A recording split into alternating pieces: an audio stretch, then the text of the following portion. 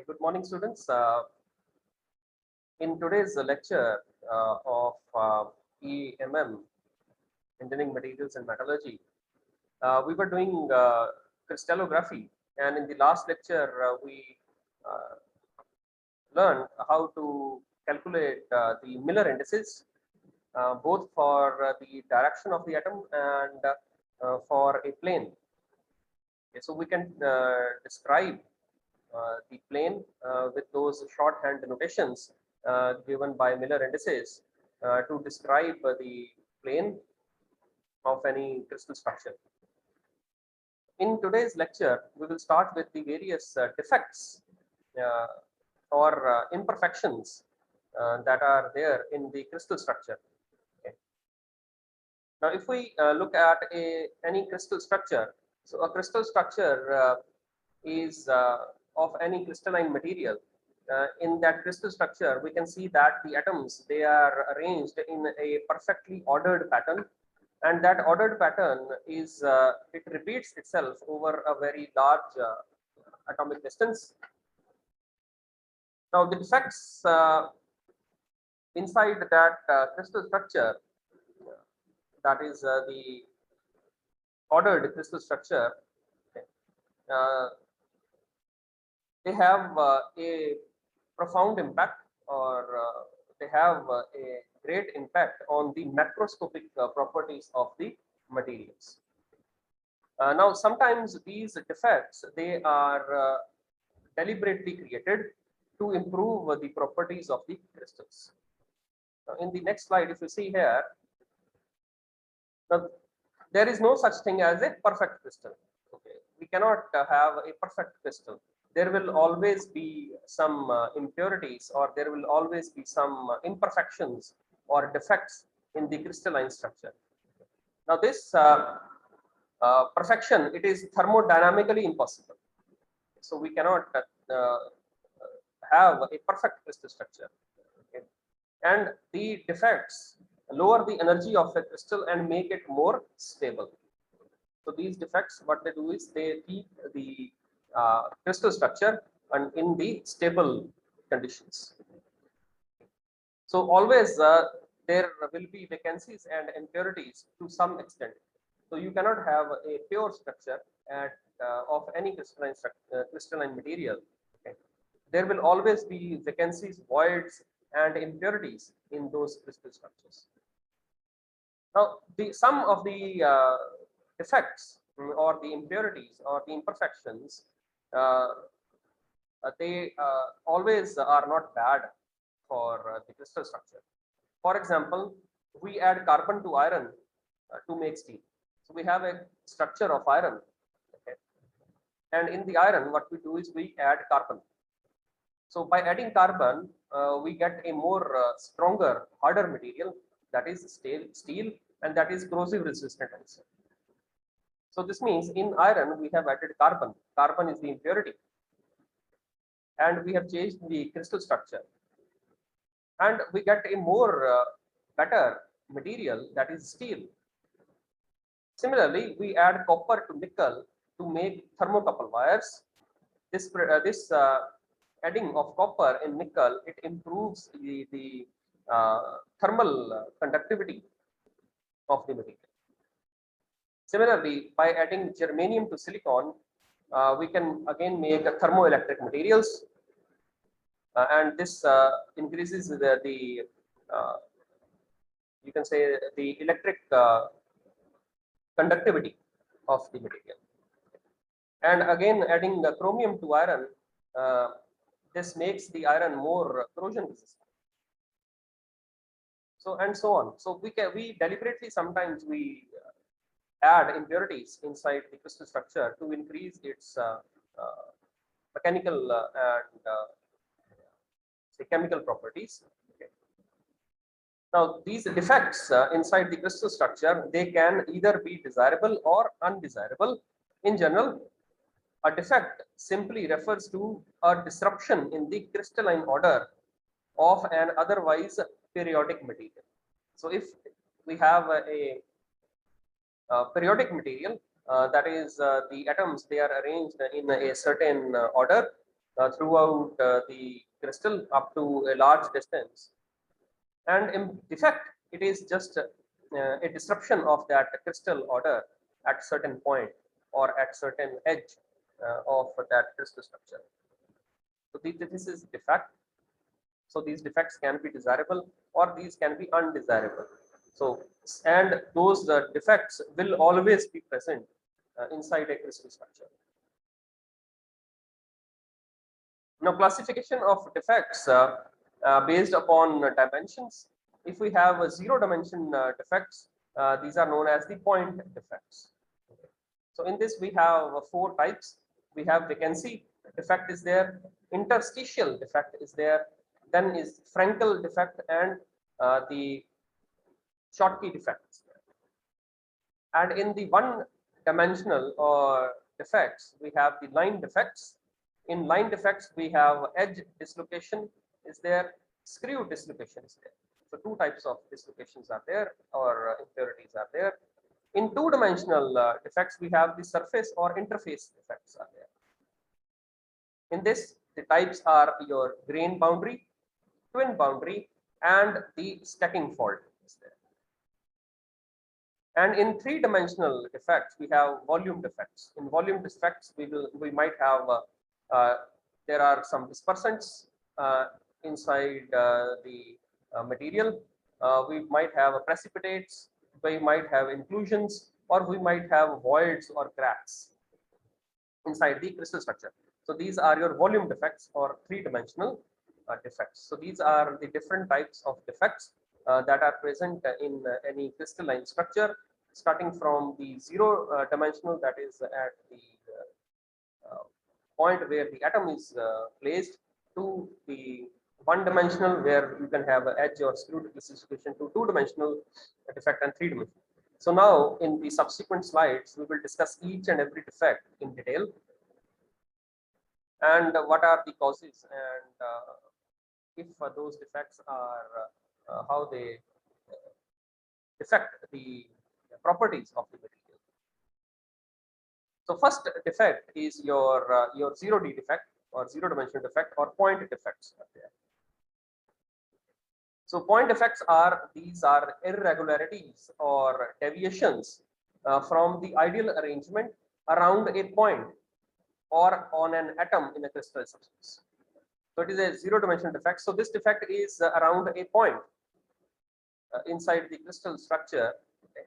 And that point will always be like an atom is there. Either the atom is moved from that place or that atom is replaced by some other atom.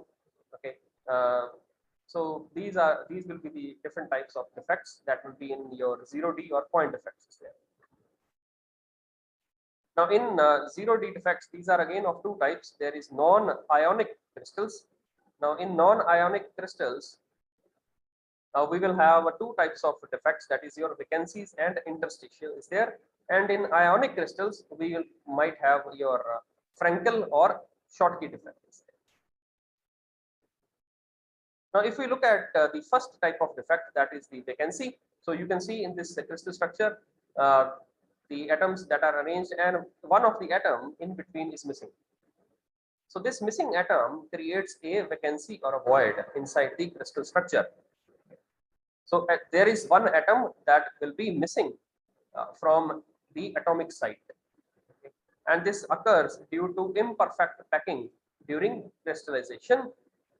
Okay, so when the crystallization is taking place, so if we sometimes what happens is we do not give enough time for the atoms to rearrange themselves during crystallization. So there might be a possibility that one of the atom site is missing. Okay, that causes the vacancy. Now this results. Now what happens is here the density has decreased at this point where the atom is missing. So this results in decrease in the density of the substance. And number of vacancy defects depend upon temperature. So as the temperature increases, okay, so the vacancies will be more. Okay. So because if we look into the Gibbs free energy, Gibbs free energy का formula, it will always be the Gibbs free energy is equal to, it is the difference between the enthalpy minus the entropy. Enthalpy minus delta Ts is there. Sorry, it will be, yeah. So delta T delta S is there. So the more the temperature, the lesser will be the energy is there. Okay.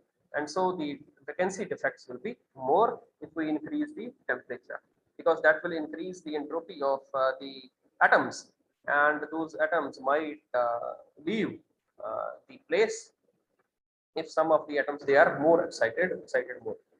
So these are your vacancy defects, and mathematically we can calculate the number of vacancies by using this formula, that is n equals to capital N exponential of minus EV upon kT. In this, K is your Boltzmann's constant, capital N is number of atoms per unit cell, T is the temperature in Kelvin, and your EV is the average energy required to create a vacancy. So here, if we see here, it will be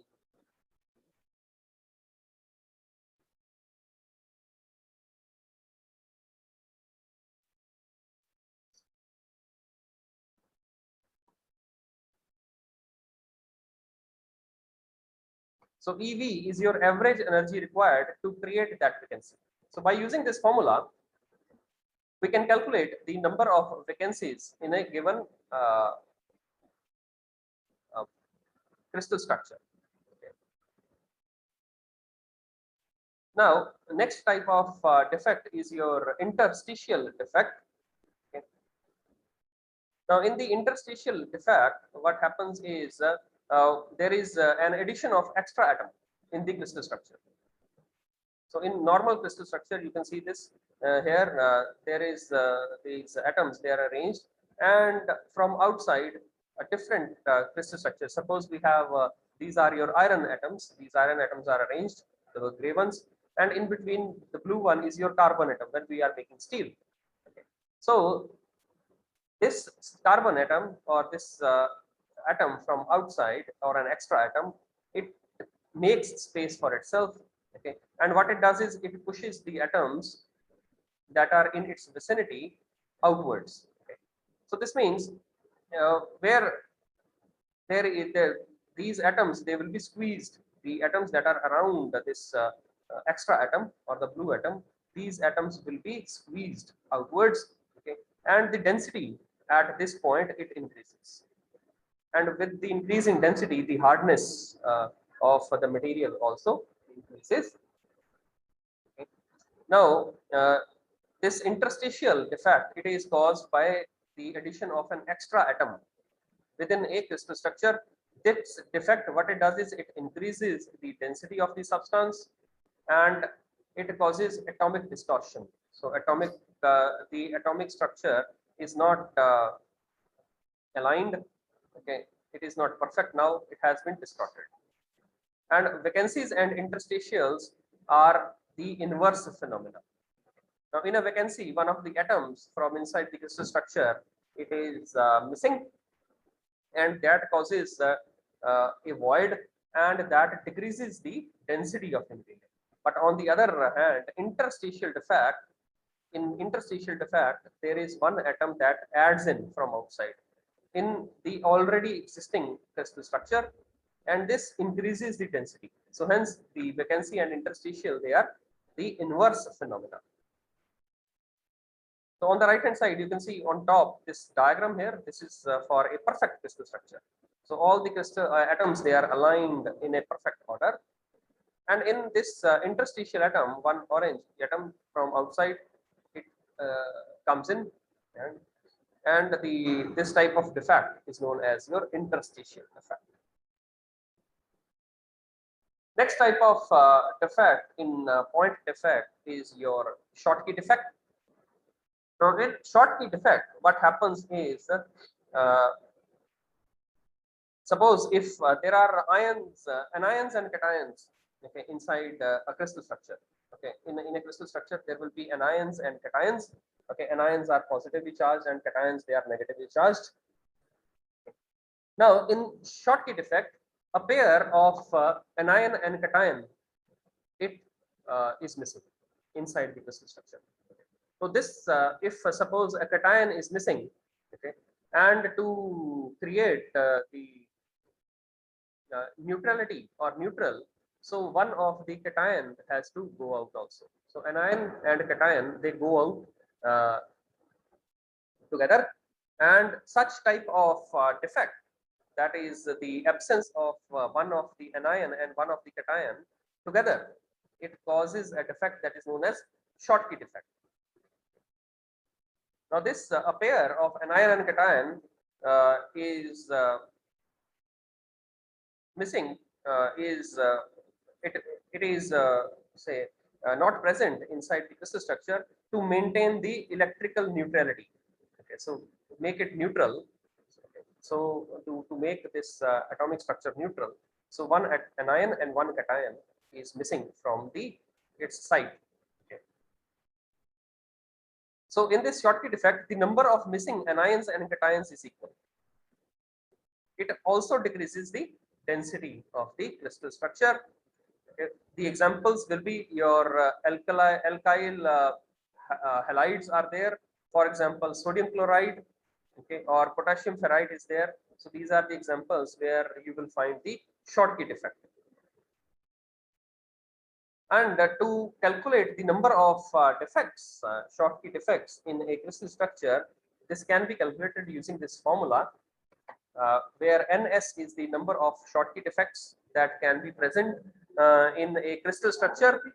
It will be equal to N into exponential of minus Es upon 2 kT, where again K is your Boltzmann's constant, N is number of atoms per unit volume, T is the temperature in Kelvin, and Es is the energy required for the formation of each Shortheat effect. Okay. So how much energy will be required to make a Shortheat effect? Okay, that is to take out one anion and cation. And in this formula, in the denominator, you can see this 2 is there. So this 2, it represents the two defects, that is the missing one anion and one cation. So two defects will be there. So this 2 in the denominator, it represents those two defects. Now in this Shortheat effect, you can see there is two voids are there. One of the anions is missing and one of the cations is missing. So hence there will be two defects. So hence in the formula, in the bottom, in the denominator, you will have this 2. So this represents your two defects. So that was your Shortheat effect. Next is your Frankel effect is there. Now in the Frankel effect, what happens is, if one of the cations, that is this blue atom, it gets removed from its place, okay, from its regular site, and is transferred to some other interstitial site. So in this, what happens is, again, there will be two types of defects here. There will be a void or a vacancy caused by the missing cation. So in this case, one cation is missing, and then this cation, it moves to another place in between the crystal structure to form a interstitial effect. Okay. So this here you can see this cation from its regular site, it moves to some interstitial position, and this causes your Frankel defect. So cation being smaller gets displaced to a interstitial void. Now cation, because they are smaller in size, so it moves from that position. So combination of vacancy and interstitial atom, that is known as your Frankel defect. So again, two types of defects are caused in Frankel defect. One is your vacancy is formed, the other is your interstitial defect is formed. So there will be no change in density. Okay. So for example, you will have your silver iodide and your calcium ferrite is there. Calcium fluoride is there. Okay. So these are the compounds that will have your Frankel effect. Now in this diagram on the left hand side, you can see that this site is here the void from where the cation is replaced, and this cation moved to this site here, that is your interstitial site. So this is your Frankel defect. Now again, this the number of cation vacancies or cation interstitial positions NFR can be given by this formula n exponential minus EFR upon 2 kT. Again, in this one, K is your Boltzmann's constant, n is number of atoms per unit cell, T is temperature in Kelvin, and EFR is the energy required for the formation of each Frankel defect. And again, in the denominator, this 2 represents two defects that are caused because of the Frankel defect. So these two represents your cation vacancy and your cation interstitial position. So this is about your point defects.